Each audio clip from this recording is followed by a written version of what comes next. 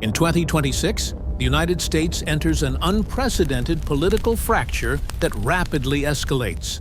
State governors begin refusing new federal directives, deepening the rift between Washington and the states. In several regions, National Guard commanders stop responding to federal orders or communications entirely.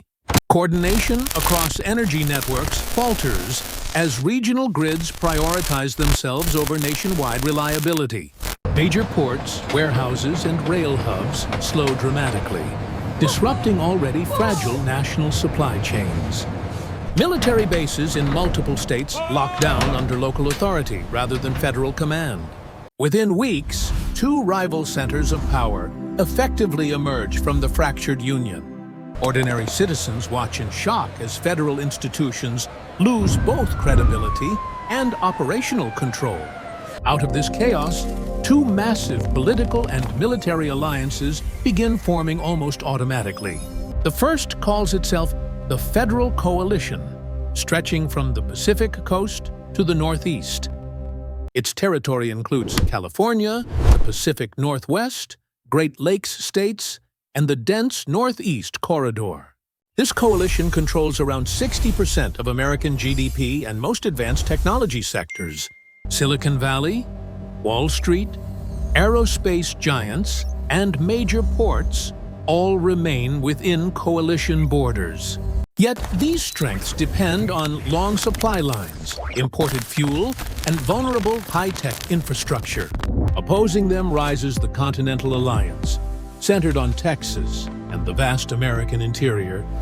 Its members include many southern, plains, and interior states, forming a broad, continuous bloc.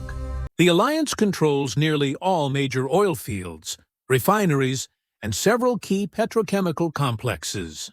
It also holds extensive farmland, providing a strong foundation for long-term military endurance. Though weaker in tech, it can fuel vehicles, run factories, and feed troops for years. Outside both blocs, Alaska seizes the moment for independence, while Hawaii remains formally neutral. Now, two Americas exist, and each is utterly convinced it represents the legitimate nation. Even before direct fighting, geography quietly sets the odds for both emerging alliances. The Continental Alliance inherits the Army's core, including Fort Hood, Fort Benning, and Bliss. Dozens of armored brigades, B-1 bombers, and attack helicopter regiments shift to Continental control. Meanwhile, the Federal Coalition holds most of the Navy and both oceanic approaches. Carrier groups in San Diego, Norfolk, and New England anchor federal sea power. The coalition also retains critical cyber, intelligence, and space infrastructure across its territory. Maryland's NSA backbone and Colorado's Space Command give it global surveillance and communication reach. This war will revolve less around first shots and more around sustaining complex systems. In the East, North Carolina and Virginia transform overnight into front-line battleground states. At Fort Bragg, the elite 82nd Airborne Division experiences an unprecedented internal split. Roughly half its officers pledge loyalty to the Federal Coalition in Washington. The remaining officers align with the Continental Command, dividing the unit's leadership and identity. Soon, armored columns push north along Interstate 95 toward Washington and Philadelphia. Their objective is to seize the dense eastern industrial corridor before full mobilization. Urban sprawl turns highways, suburbs, and overpasses into natural choke points for advancing armor. Armed drones and loitering munitions transform residential blocks into overlapping kill zones. Farther inland, the Mississippi and Ohio rivers become the primary strategic front line.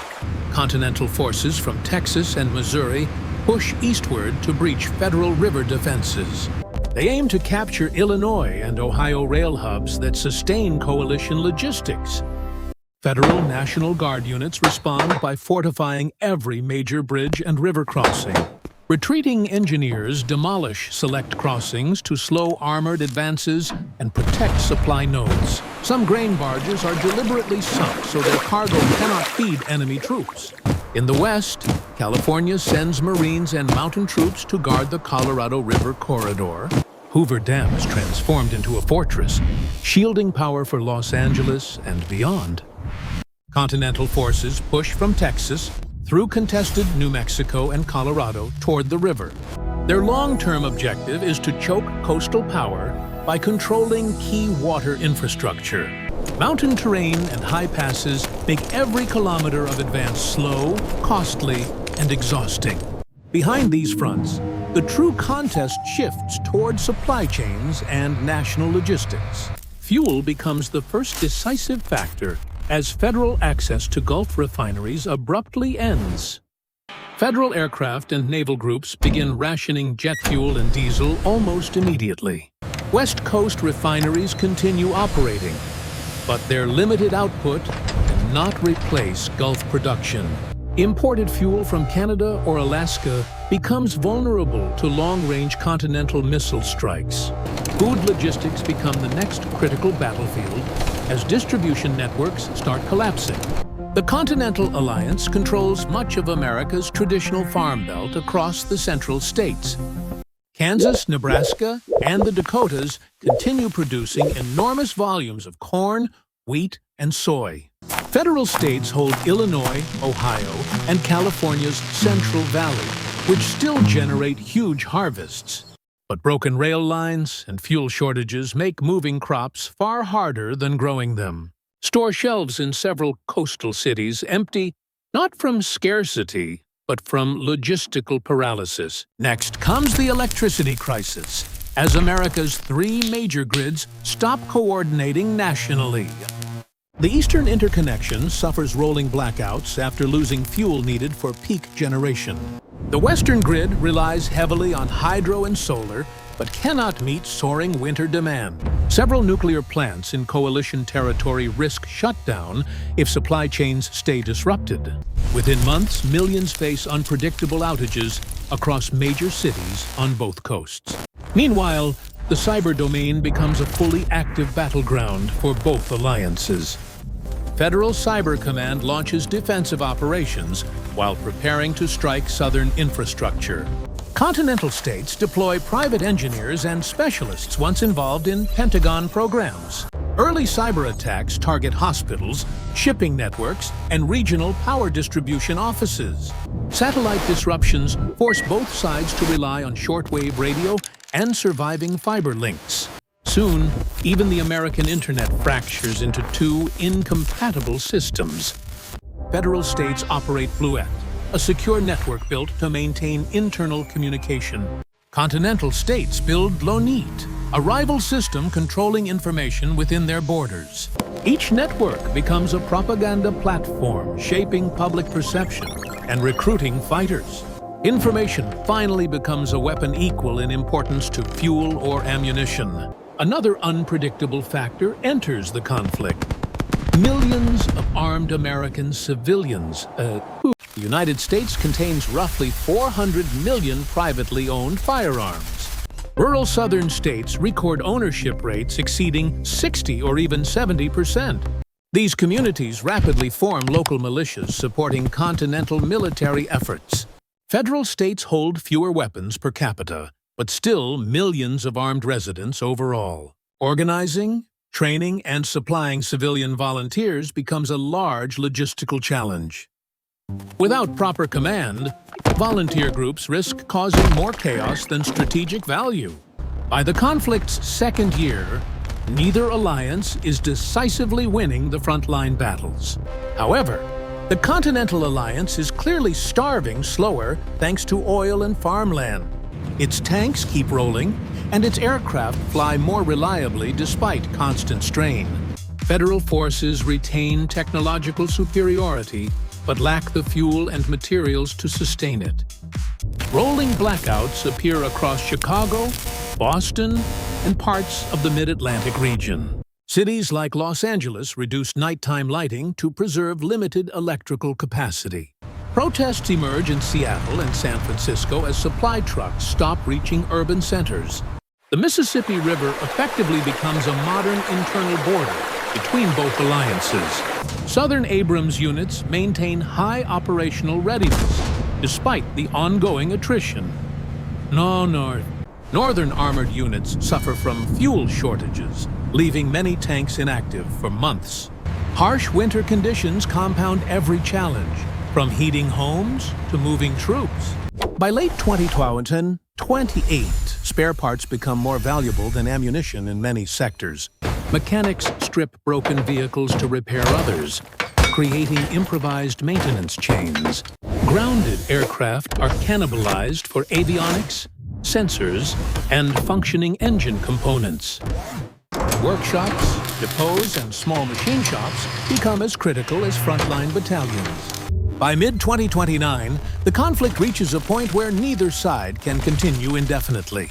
Both alliances face collapse in logistics, manpower strain, and failing manufacturing capacity.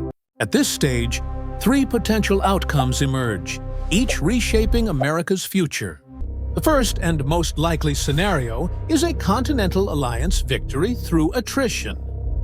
With oil, farmland, and heavy industry, the continental interior simply outlasts coastal states. After years of blockade, many federal regions accept ceasefire terms dictated by continental leadership. Under this outcome, the nation reunifies with a new inland capital, likely centered in Dallas. The second scenario offers a possible federal coalition recovery under specific conditions. If coastal states reopen trade through Canada or across the Pacific, their economy stabilizes. Renewed access to fuel and parts helps restore federal industrial and military capacity. A coordinated federal cyber offensive strikes southern grid operators and pipeline networks. Power collapses across the Gulf Coast, crippling continental transportation and refinery output. Half of America's fuel production goes offline, forcing Southern armored forces to halt operations. Several Midwestern states, desperate to restore trade, reconsider allegiance and switch sides. Strengthened federal forces then push west across the Mississippi River. Through sustained offensives, the coalition gradually reestablishes national control. Under this scenario, the country reunifies with a revised constitution and strengthened federal authority. The third scenario is the rarest but most catastrophic: total national collapse. Both alliances exhaust fuel, ammunition, spare parts, and the capacity to govern effectively. State governments falter, and chain-of-command structures crumble across multiple regions. Local militias, city councils, and regional leaders begin asserting independent authority. Former national institutions fragment into small autonomous blocks focused on survival. Communication networks degrade as infrastructure breaks down faster than it can be repaired. Major highways become patchworks of isolated checkpoints, controlling limited territory. Agriculture and energy production fall under localized control, eliminating national coordination. Once unified supply chains disappear, replaced by improvised regional barter economies.